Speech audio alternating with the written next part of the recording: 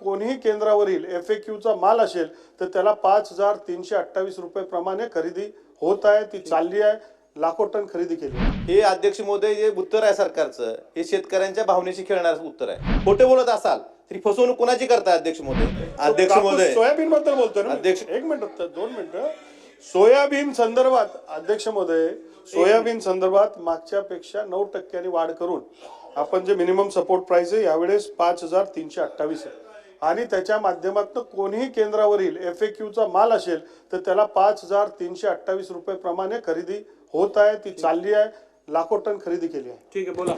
अध्यक्ष महोदय, माझे मंत्री महोदयांना एवढंच विचारायचंय, आपण जे लेखी उत्तरात सांगितलंय की प्रश्न विचारला होता की 5328 पेक्षा कमी भावानं सोयाबीन विकलं जाते खुल्या बाजारात, तर हे खरे नाही।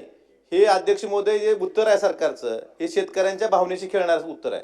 त्यामुळं शेतकऱ्यांना 3000, 3500, 4000 भाव नाईलाजानं सोयाबीन विकावं लागतंय आणि सरकार जर म्हणत असेल खरे नाही खुल्या बाजारात, हे उत्तरात चुकीचं दिलं अध्यक्ष महोदय। ह्याबाबत जरा मंत्री महोदयांनी उत्तर छापायच्या आधी किंवा देण्याआधी थोडा परिस्थितीचा विचार करावा। जर तुम्ही 3,500-4,000 सोयाबीन विकून सुद्धा हे खरे नाही म्हणून खोटे बोलत असाल तरी फसवणूक कोणाची करताय अध्यक्ष महोदय? महाराष्ट्रातील सर्व बातम्यांचे विश्वासार्ह व्यासपीठ,